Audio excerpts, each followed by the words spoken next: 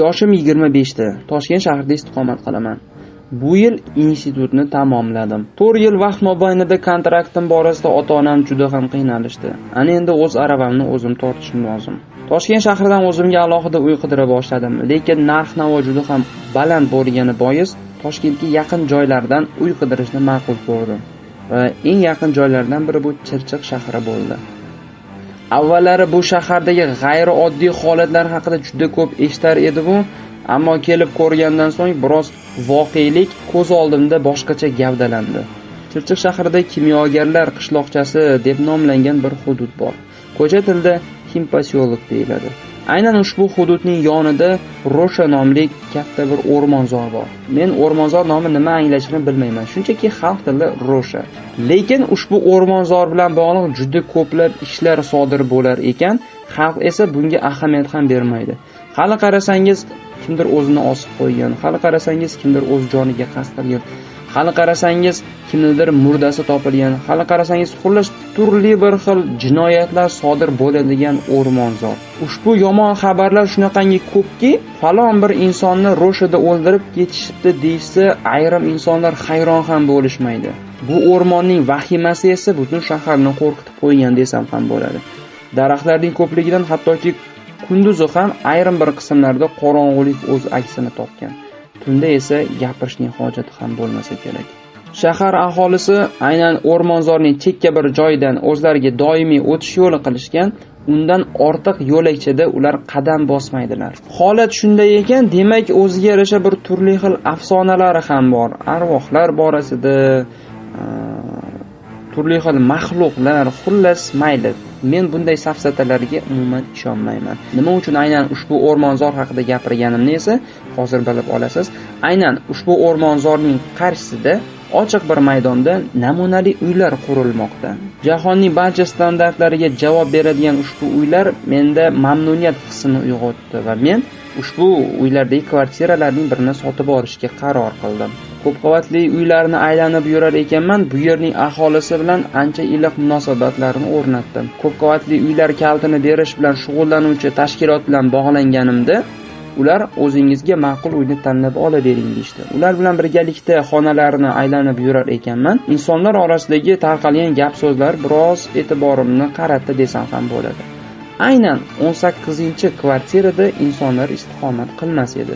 Turli xil bir mishmishlar bo'lgani bois yangi xonadon sohiblari ham aynan 18-ni emas, yuqori qavatdan bo'lsa-da uylarni olish tarafdori bo'lishdi. Men hayron bo'lib so'radim, nima uchun? Ma'lum bo'lishicha, 18-kvartiraning sobiq xo'jayini yerto'lada turli xil bir sabablarga ko'ra vafot etgan ekan va 18-kvartira ham yo'lakning eng oxirgi qismida, birinchi qavatda. Yo'lakning oxirrog'ida esa hali chiroqlari to'la-to'kis o'rnatilmagan, kechqurun qorong'ulikni aks ettiradi. Shu jihatdan bo'lsa kerak, insonlarda biroz vahima uyg'ongan. Ular imkoni boricha 18-kvartiraga yaqinlashmaslikka harakat qilishadi xolos. Xonadon ichkarisiga kirganimizda men hech qanday bir shubhali holatni ko'rmadim. Barchasi o'z holidek, barchasi o'z joyida, boshqa bir kvartiralardan hech nimasi bilan farq qilmas edi. Egasi qanday bir holatga ko'ra vafot etganini so'rasam, shunchaki pastda yerto'laga tushganida qorong'ulikda qandaydir bir baxtsiz hodisa tufayli vafot etgan ekan. Ammo ba'zi irimchi qo'shnilar aynan 18-kvartirani la'natlangan deya turli xil bo'xtonlar, cho'pchaklarni, uydirmalarini o'ylab topib, qo'ni-qo'shnilarni qo'rqitishga erishgan. Biroz kulgim qistadi-yu, lekin indamadim. Men aynan ushbu kvartirani sotib olaman dedim. Boshlang'ich to'lovni qildim, kalitni ham oldim. O'z uyimga ega bo'ldim. Ana endi o'zimga munosib bir ish topishim lozim edi. Aynan yaxshilab joylashib olganimdan so'ng yaqin qarindoshlarimni, ota-onamni chaqirib, ularga bir ziyofat bermoqchi edim xolos. Uyimning ilk kuni mebellarni menga yoqadigan qilib taxlash, ularning joylarini o'zgartirish bo'ldi. Qo'shnilarimiz tanishib olish bahonasida menga qarashib yuborishdi. Ular ham ora-orada hech qanday bir arvohlar yo'q ekan-ku, oddiygina kvartira ekan-ku deya hazilomuz kulib qo'yishardi. Men esa bularga umuman ahamiyat bermasdim. Ammo quyosh botib tun qorong'usi olamga o'z ko'rpasini yoyganidan so'ng biroz vahima bosdi. Aynan podyezdda chiroq yonmagani bois qop-qorong'u edi. Xuddi dahshatli kinolardagi o'xshaydi.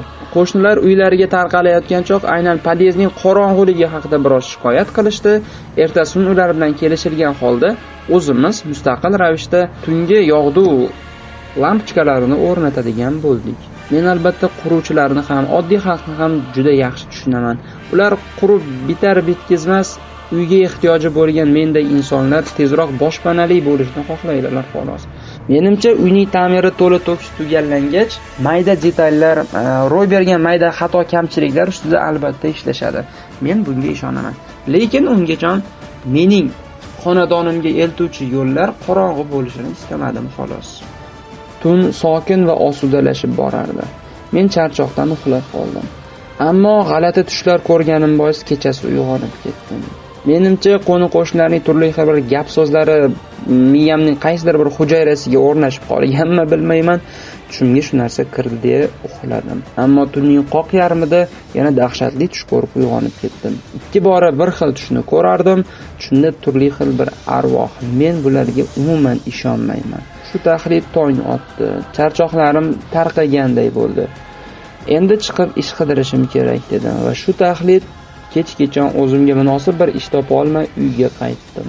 Ertasi kuni yana shu ahvol. 3-kuni o'zimga munosib bir ishni topdim. Qizig'i shundaki, ishxona ham uyimga yaqin joyda. Men bundan albatta mamnun bo'ldim.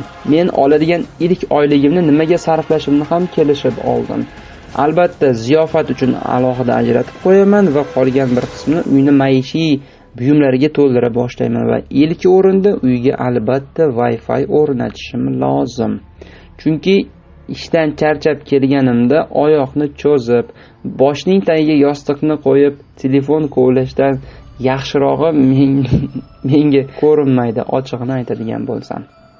Menga televizor ham uncha qiziq emas. Televizorga ketadigan pulni men internetimga bir necha 10 yilligimga ham to'lay olaman va istagan tasvir yoki musiqa hamda kinoni telefonim orqali ko'rsam bo'ladi. Xullas, televizor olish va shunga o'xshash ikir-chikir narsalar menga jiddiydek tuyulmadi. Asosiysi meni o'z uyim bor, asosiysi ishga ega bo'ldim va asosiysi oyligimni ma'lum bir qismini xonadonim to'loviga o'tkazib 10 yildan so'ng uyni to'laqonli egasi bo'lishim mumkin. Ungacha albatta uylanaman, farzandli bo'laman, xullas, orzu havaslarning son sanog'i yo'q. Shu taxlit oradan bir haftacha o'tdi. Men bu shaharga deyarli ko'nikib ham qoldim. Odamlar bilan yaxshi chiqishaman, qo'shnilar bilan munosabatim yaxshi. Lekin shu xonadonim tomon eltadigan qorong'u podyezdni inobatga olmasa, qo'shnilarimning qo'rquvini inobatga olmasa, barchasi yaxshi. Va bu kamchilik ham tez orada bartaraf etildi. To'g'ri, ko'chib kelganimga 2 haftadan oshgan bo'lsa-da, tunlari dahshatli bir tushlar meni uyg'otadi. Ammo yaxshi gumon qilgan holatda, balkim yangi joyga ko'chib kelganim bois o'rganish qiyin bo'layapti deya men bunga parvo qilmadim. Bayinki kechasi uyg'onib ketib yana qayta uxlash men uchun muammo tug'dirmaydi. Chunki kun davomida ishda bo'laman, charchayman. Kechasi esa uyg'onib ketib shunchaki soatni qarayman xolos. Albatta ishga kechikib qolmaslik uchun. Ammo bora-bora men bu tushlarni ko'rmay ham qo'ydim. Muayyan bir muammoni yechimi o'z-o'zidan topildi desam ham bo'ladi.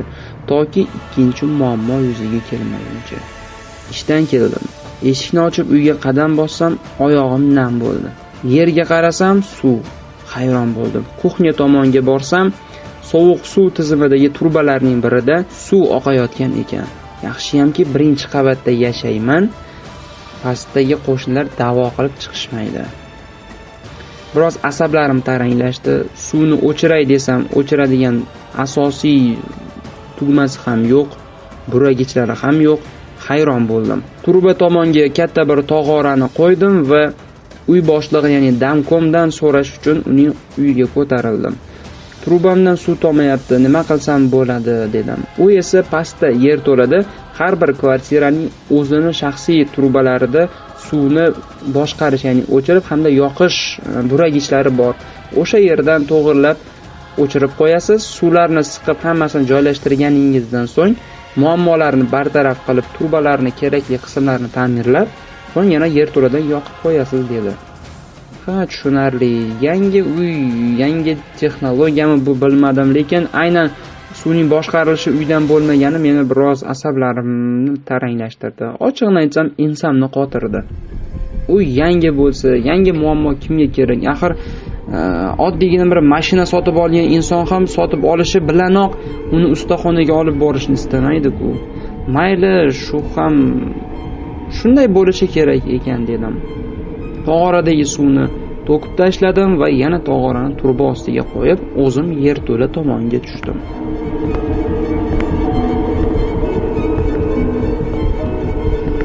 Yerto'la qop-qorong'u edi. Telefonim fonarini yoqdim. Devorlari biroz zax, haqiqiy yerto'la. Nafas olishingiz o'zingizga eshitiladi, vahimali joy. Hattoki qorong'ulikda ham nimanidir ko'rish mumkin, ammo bu zulmatda chiroqni yog'dusi tekkan joydan o'zga joyni ko'rishni iloji yo'q edi. Men yerto'la tomon yo'lakning oxirigacha yetib keldim.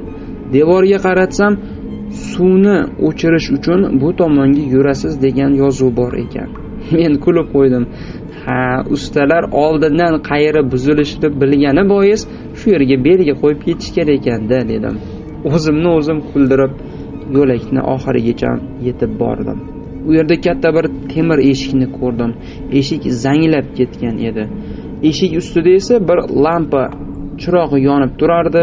Xuddi dahshatli kinolardagi kabi bir o'chib, bir yonardi. Men bu narsaga ahamiyat bermadim. Zax bu yerda nam, albatta elektr simlarida suv tomish natijasida turli xil bir tushunmovchiliklar bo'lib chiqishi, qisqa tutashuvlar bo'lishi mumkin deb ahamiyat bermadim. Chiroq esa bir yonib, bir o'chardi. Xuddi hozir o'chib, meni zulmatda tashlab ketadigandek. Men bir amallab eshikni ochdim. Zanglagan eshikni ochilishi ham ovozlari biroz bir g'alati, insonni seskantirib yuboradi. Men xuddi o'zimni ikkinchi parallel olamga tushib qolgandek his qilardim. Dahshatli bir maskanga keldim. Mendan boshqa hech kim yo'q. Mana hozir qayerdandir menga bir vampirlar hamla qilib qoladi deb o'zimni o'zim qo'rqitar edim. Vaholanki bunday narsalarga ishonmasam ham aynan shunday bir maskanga, holatga, sharoitga tushib qolgan inson albatta o'zidan o'zi qandaydir bir fantaziyalarni improvizatsiya qila boshlaydi. Xullas, suv quvurini ham topdim. Chiroq yog'dusi yordamida. U tomonga yaqinlashganimda eshik qayta yopilib qoldi. Zanglagan temirning dang'illashi butun bir yerto'lagacha eshitildi desam ham bo'ladi. Quloqlarim ostida yangragan temir eshikning dang'illagan ovozi meni biroz cho'chitib yubordi. To'g'rida, qorong'i yerda ketyapsiz. Ortingizda tashlangan har bir qadam sizni qo'rqitadi. Bu yerda shovqinda eshitilgan zanglagan eshikning temir ovozi, xullas mayli. Men plastik turbalari yoniga yaqinlashdim va turbalarda yozilgan ketma-ket raqamlar ostida 18-raqamni topdim. Turbalarga o'rnatilgan suv boshqargichni buradim. Turbalarda shiddat bilan oqayotgan suvning ovozi birdan to'xtab qoldi. Men bildimki, suv to'xtadi. Demak, mening xonamda hozir suv to'xtagan. Hozir qaytib boraman va barchasini to'g'irlab yana qaytib kelishim kerak. Ha, deya ortimga o'girilgan edim. Eshikning narigi tomonida kimdir eshik tomon yaqinlashib kelayotganini sezib qoldim. Aniqrog'i qadam tovushlarini eshitib qoldim. Biroz hayron bo'ldim. Aniqrog'i men qo'rqdim, lekin damkom bo'lsa kerak deb indamadim. U esa eshik oldiga kelib biroz to'xtadi. Xirillab nafas olishdan men uni inson emasligini tushunib yetdim. Men joyimda jim turardim. U esa eshikni bir zarb bilan urdi. Tepdimi yoki urdimi men bilmayman, ammo yuragimgacha uning zarbi yetib keldi desam ham bo'ladi. Men qo'rqib ketdim. Naq yuragim qinidan chiqib ketayozdi. Uning dukkullab urishi esa meni battar qo'rqitardi. Men esa fonarni yon atrofga qo'yib, qayerda bekinishga joy borligini qidira boshladim. Menga nisbatan qanday bir xavf kelyapti yoki gallyutsinatsiya bo'lyapti, men aniq bilmayman, lekin yashab qolish instinkti meni bekinish kerakligini uqtira boshlardi. Muayyan bir ishonchli joy topa olmaganimdan so'ng turbalar ortiga shunchaki turib oldim xolos. Fonarni esa o'chirdim. U esa eshikni zarb bilan urishda davom etardi. Birozdan so'ng eshik ham ochildi. Men jim turardim. Ammo u eshikdan darhol kirib kelgani yo'q. Avval eshikdan qo'lini tiqdi. Atrof qop-qorong'u zulmat bo'lishiga qaramasdan men uning oltita barmoqlarini, uzun tirnoqlarini ko'ra oldim. Qanday qilib bilmayman, ammo bu juda ham dahshatli edi. U sekin eshik oralab kira boshladi. Na odam, na bir hayvonga o'xshaydi. 4 ta oyoqlari bor. Men bunday bir hayvonni dahshatli kinolarda ham ko'rmaganman. U bukchayib olgan, xuddi bir itga o'xshaydi-yu, ammo gavda jihatdan undan kattaroq. Boshi esa sochi yo'q kal insonni eslatadi. Tishlari esa hatto qorong'uda ham yaltirab turibdi. Ikkita yonayotgan qizil ko'zlari esa insonni yuragini tilka pora qilib tashlaganday dahshat berardi. U ichkariga boshini tiqib biroz qarab turdi. Panjalari bilan ichkariga qadam tashlay boshladi. U ichkariga kirishga nimagadir shoshilmasdi. Men esa vahima oralab og'zimni qattiq yopib olganman, hattoki nafas olishimni ham u eshitmasin deya. Men haqiqatan ham dahshat ostida qolgan edim.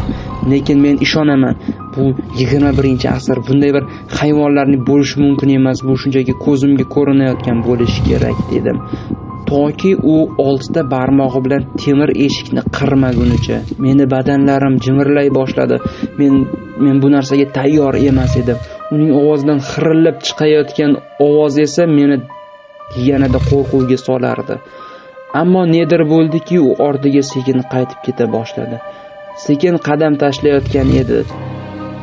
Ammo jin ursin, mening telefonim vibratsiyasi ishlab ketdi. O'zi odatda mening telefonim har doim ovozsiz rejimda bo'lardi, ammo vibratsiya ovozi butun yerto'laga eshitildi desam ham bo'ladi. U biroz to'xtab qoldi. Zarb bilan eshikni qaytib urdi. Eshik otilib ketay dedi-yu, bilmadim, balkim og'irligi boismi shunchaki ochildi xolos. U ichkariga kirib aynan turba tomonga, men bekinib turgan joyga kelardi.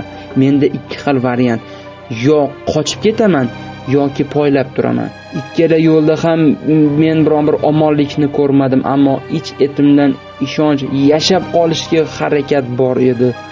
Men tavakkal bilan yugurib ketishni ma'qul ko'rdim.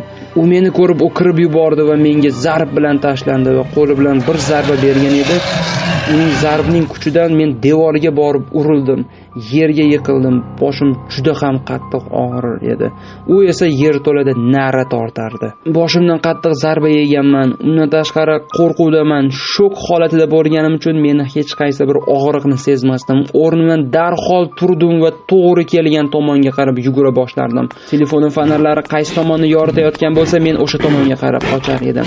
U mening ortimdan quvlashga urinar edi, ammo har gal yugurayotganda orqa panjasi oldi panjasiga tegib tez yugurishga qo'ymasdi va nihoyat u mendan ancha orqada qolib ketdi. Men bir amallab yerto'ladan chiqishga erishdim. Yerto'lani og'zini yopib qo'ydim va ko'chaga chiqib chuqur nafas olardim. Ko'chada esa quyosh allaqachon botib bo'lgan edi, tungi chiroqlar shaharni yoritib turgan edi. Men ko'p qavatli uyimiz yonidagi o'tiradigan o'rindiqlarga o'tirdim. Nafasimni rostlab oldim. Qiziq bir holat bo'ldiki, ko'chada hech kim yo'q edi. Tunning yarmi bo'ldimi deb soatimga qarasam, haqiqatan ham 11 dan 53 daqiqa o'tgan. Men hozir nima ko'rdim, nima bo'ldi, aqlimga sig'maydi, ammo bu yerda bunday holat ro'y bermasligi kerak edi. Boshimda ming xil savol aylanar, bularga esa javob berishga meni ongim zaiflik qilar edi. Men hozir shunchaki undan qochib qutulganimga shukr qilayotgandim xolos. Biroz nafasimni rostlab olib, qo'rquvim tarqagach, o'ylanib qoldim. Balkim haqiqatan ham aynan 18-kvartirada shunday bir holat ro'y berar. Balkim faqat meni ko'zimga ko'ringandir, balkim tushda turli xil bir narsalarni ko'raverganim bois o'ngimda shunday tuyulganmikin deya boshimni ushladim. Adashmasam yerto'lada boshimni devorga qattiq urib olgan edim. Qon chiqqan bo'lishi kerak deya boshimni devor urilgan tomonga tutib qarasam, hech qanday bir og'riq ham, ishishni ham, yarani ham ko'rmadim. Demak, ko'zimga ko'ringan. Balkim haqiqatdan ham aynan ushbu kvartirada la'natlangan bo'lsa-chi degan savollar uyg'ondi. Ertasi kuniyoq biron bir insonni chaqirib ushbu holat bilan tanishtiraman. Agar bunga nisbatan chora ko'radigan biron bir imom yoki domla bo'lsa, albatta huzuriga boraman. Balkim psixiatr oldiga ko'rishim kerakdir dedim va shu taxlit o'z uyimga kirib keldim. O'z uyga kirib kelishim bilan yana bir holat meni yanada vahimaga soldi. Uy qup-quruq, hech qanday bir suv ham yoki ho'l bo'lgan gilamlardan asar ham yo'q edi. Men biroz hayron bo'ldim. Bunday bo'lmasligi kerak edi. Men asta-sekin kuxnya tomonga qayrildim. Kuxnya ham qup-quruq, suv quvurlarida hech qanday bir nosozlik ham yo'q edi. Men kuxnyaga kirganimdan so'ng birinchi qilgan ishim sovuq suvni ochish bo'ldi. Ne ajabki suv oqayapti. Axir men uni yerto'lada o'chirib chiqqan edim-ku dedim va shu taxlit tushunib yetdimki, menda haqiqatdan gallyutsinatsiya hodisasi ro'y beribdi. Biroz o'tirib o'ylay boshladim. Haqiqatdan ham shunday bir holat ro'y berdi. Chunki men ko'chada o'tirganimda tun yarmida uyga kelgan insonlarga salom bersam, ular salomimga ham haligi olishmadi yoki uyga chiqib kelayotganimda qarshimda uchragan qo'shni menga hech narsa degani ham yo'q. Demak, ular ham shu ko'zimga ko'ringan ekan. Ha, biroz dam olishim kerak, biroz uxlashim kerak. Balkim hammasi o'tib ketar dedim. Balkim shu holatning barchasi sarobdir, mening ko'zimga ko'rinayotgandir deb o'yladim va aqldan ozdimmi yo'qmi deb tashqariga podyezdga chiqdim va yon qo'shnimizni eshigini taqilladim. Bir necha bora chaqirganimdan so'ng u uyqu aralash uydan chiqib keldi. "Ha, nima bo'ldi ukam, bezodasan, tinchlikmi?" dedi. Men esa nima deyishimni bilmasdan uni yuzini chimchilab ko'rar edim. U esa menga hayrat bilan boqardi. Men suv bormi sizda yo'qmi shuni bilmoqchi edim. Nimagadir menda suv oqmayapti dedim. U esa hayron bo'lib, "Suv o'chganini hech ko'rganmisan?" dedi. Men esa "Yo'q" dedim. U "Bizda ham suv bor, balkim boshqatdan qarab ko'rarsan" dedi. Men arzirli bir bahona ham topa olmaganim bois "Ha, xo'p, rahmat" deya xijolat bo'lib o'z xonadonim tomon qayrildim. U esa hech narsani tushunmaganda uyga kirib ketdi. Ha, demak, hammasi joyida. Men aqldan ozmaganman. Shunchaki ko'zimga ko'ringan ekan, xolos dedim. Va shu taxlit uxladim. Juda ham charchaganim boismi, juda ham qo'rqib ketganim boismi, men hatto tush ko'rganimni ham eslay olmayman. Ammo juda ham miriqib uxladim. Ertalab tong saharda turdim, biroz uxlab qolimman, shosha-pisha ishga ravona bo'ldim. Yo'l yoqasiga turib olganimda tanish bir mashina bizning ko'p qavatli uylar mahallasiga kirib ketganini ko'rdim. Adashmasam bu tog'amning mashinasi edi. Men tushunib yetdim, axir bugun uydagilarni, qarindoshlarini chaqirib qo'ygan edim, ularga ziyofat bermoqchi edim-ku. Qanday qilib buni yodimdan ko'tarilishi mumkin edi deya yo'ldan qaytib o'tdim va o'z uyim tomonga qadam tashlardim. Meni biroz hayron qoldirgani uy atrofi mashinalarga to'lgan edi. Uydan chiqayotgan ayollar boshlarida ro'mol bilan, podyezd oldidagi erkaklar esa belda belbog' va do'ppi bilan turishardi. Men biroz hayron bo'ldim. Bu qanaqasi deya. Uy tomon yaqinlashar ekanman, katta bir yuk mashinasida tobut hamda bir qandaydir bir moslamalarni ko'rdim. Kimdir vafot etdimi deya hayron bo'ldim. Meni yanada hayron qoldirgani bu insonlar tanish, mening qonu qarindoshlarim edi. Men taajjubga tushdim.